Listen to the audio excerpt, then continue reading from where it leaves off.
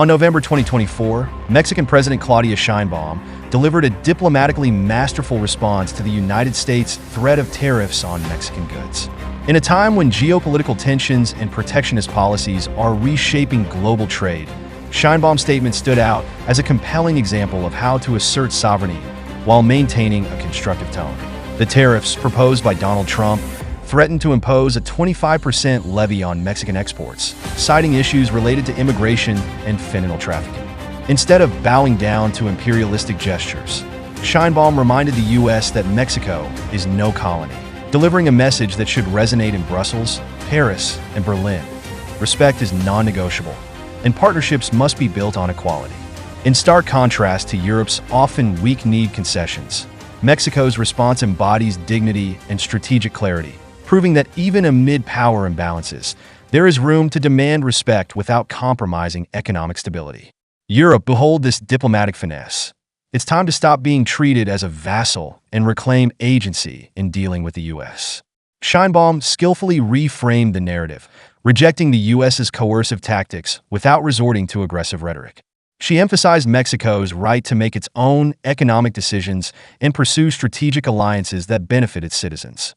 By positioning Mexico as an independent player in the global economy, Sheinbaum reminded the U.S. that Mexico is not a subordinate neighbor, but a crucial partner with its own priorities and values.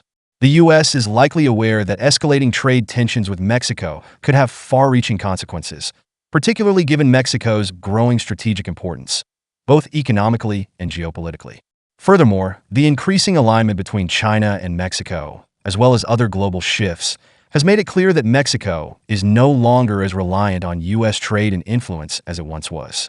Instead of pursuing an aggressive tariff strategy, the U.S. seemed to backtrack slightly, possibly seeking to engage in more constructive talks. The shift suggests that the U.S. recognized that pushing too hard on Mexico could further strain relations and undermine its influence in the region. She penned a letter to Trump that showcased both strength and a willingness to cooperate, a rare combination in today's international diplomacy. The letter laid out facts. 1. Mexico's contributions to key issues. From migration management to combating the fentanyl crisis, Mexico detailed its efforts in addressing the challenges Trump weaponized as justifications for his tariffs. 2. Economic interdependence. Sheinbaum highlighted the potential fallout of such tariffs, not just for Mexico, but for U.S. companies deeply embedded in Mexican industries, such as General Motors, Ford, and NVIDIA. 3. A call for rational dialogue. Rather than escalate tensions, the Mexican leader proposed cooperation over conflict, demonstrating how diplomacy can prioritize shared economic interests over divisive threats. This approach starkly contrasts with the reactive and often fragmented strategies seen in Europe, which frequently exacerbate tensions with the U.S. and China without securing tangible benefits. Europe's weakness, a pattern of submission. In the past decade, Europe has often capitulated to U.S. pressure, even when it directly undermines European interests. Whether it's Washington dictating the terms of export controls, threatening economic sanctions, or forcing alignment on geopolitical strategies, the EU has been complicit in its own subjugation. Consider the Inflation Reduction Act (IRA), a subsidy package that blatantly disadvantages European industries while the U.S. lures companies across the Atlantic. Europe's response? Tepid protests and fragmented countermeasures that failed to protect its industrial base. Meanwhile, the U.S. portrays itself as a benevolent ally while hollowing out Europe's competitiveness. Sheinbaum's letter serves as a stark reminder. Assertiveness garners respect, while subservience invites exploitation. Mexico showed how to balance pragmatism with principles. Europe must follow suit. The colonial mindset of U.S. policies. Sheinbaum's critique touched on a historical sore point: the lingering colonialist attitudes in global power dynamics.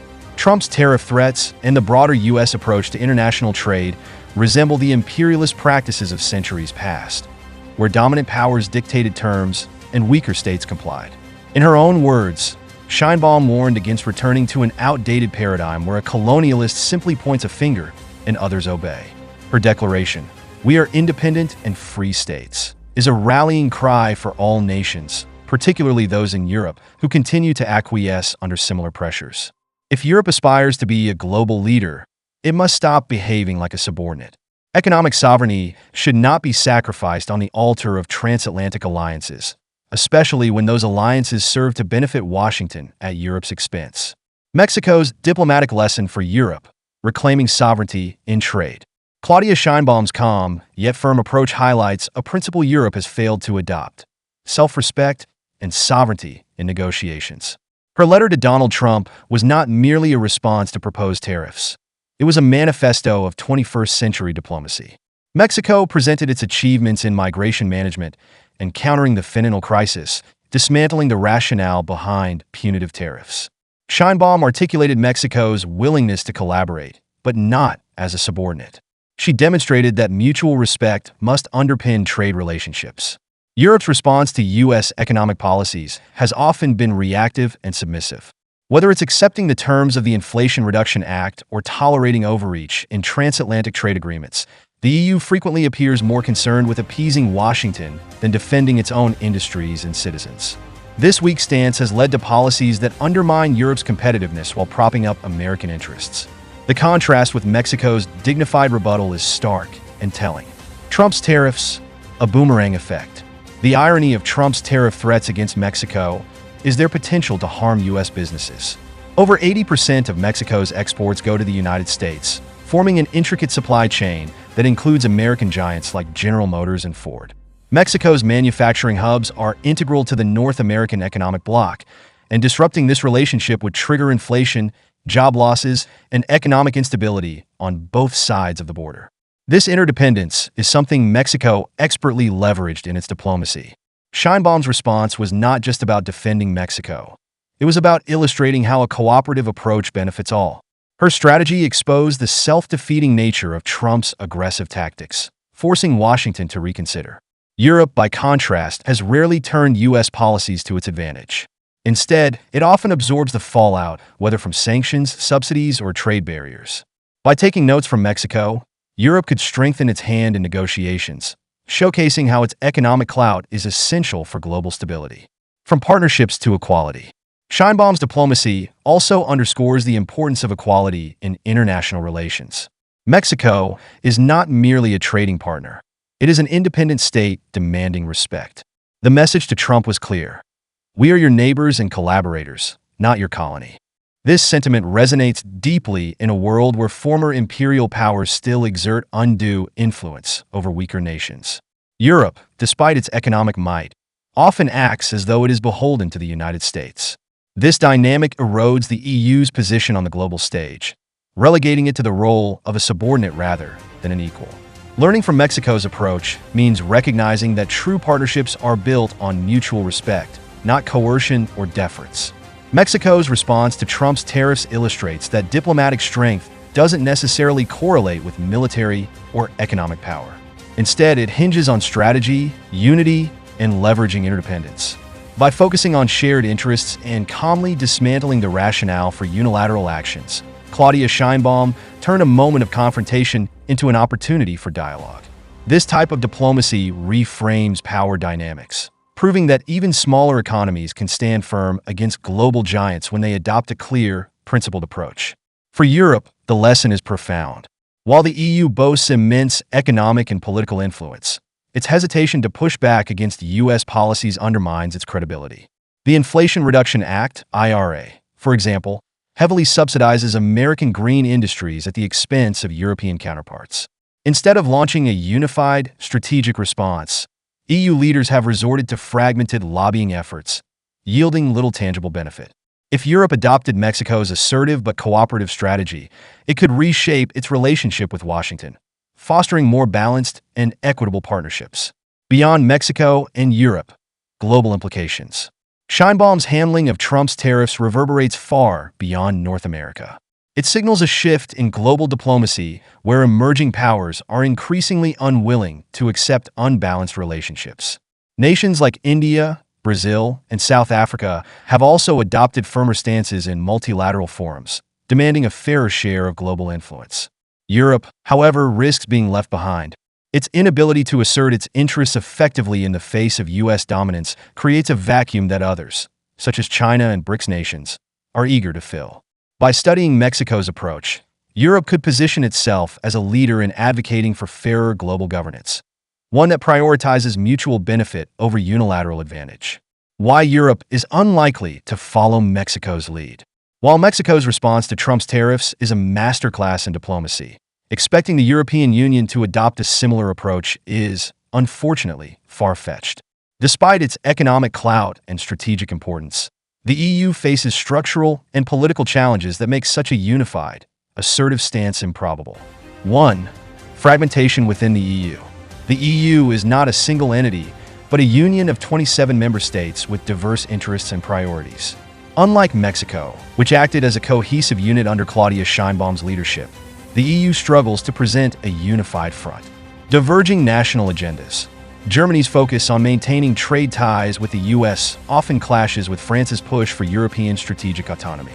Meanwhile, smaller states like Poland and Hungary prioritize security guarantees from NATO, which makes them less willing to challenge Washington. Consensus-driven decision-making. The EU's reliance on unanimity in foreign policy decisions frequently leads to paralysis. This makes swift, decisive actions like Mexico's almost impossible. 2. Over-reliance on the US. Europe's geopolitical reliance on the United States, particularly for defense through NATO, hinders its ability to push back against American policies. Security concerns. With Russia's aggression in Ukraine, many EU states view the US as an indispensable ally, making them reluctant to risk confrontation. Economic ties. The US is a critical trade and investment partner for the EU. Fear of retaliation, such as tariffs or sanctions, discourages Europe from taking bold stances, even when American policies harm European interests. 3. Absence of a strong, centralized leadership. Claudia Sheinbaum's ability to lead Mexico's response to Trump's tariffs was rooted in her centralized authority and clear vision. The EU, however, lacks comparable leadership, weak institutions. While the European Commission and Council play coordinating roles, they lack the power to enforce a singular foreign policy vision. Leadership divisions. Figures like European Commission President Ursula von der Leyen or French President Emmanuel Macron often promote differing strategies, diluting the EU's overall impact. 4. A culture of deference. Unlike Mexico, which framed Trump's tariffs as an affront to its sovereignty, Europe often defaults to deference in its dealings with the US. Historical context. Post-World War II, Europe's dependence on American security fostered a culture of subservience that still lingers. Reluctance to escalate. European leaders frequently opt for compromise, fearing that assertiveness might jeopardize the transatlantic alliance. 5. Lack of public pressure. Public opinion in Mexico strongly supported Sheinbaum's firm stance, giving her the political capital to act decisively. In contrast, European citizens are often divided on how to handle U.S. relations. Varying priorities. While Southern Europe may prioritize economic independence, Eastern Europe remains focused on security against Russian aggression, limiting the possibility of a unified demand for a tougher approach to the U.S.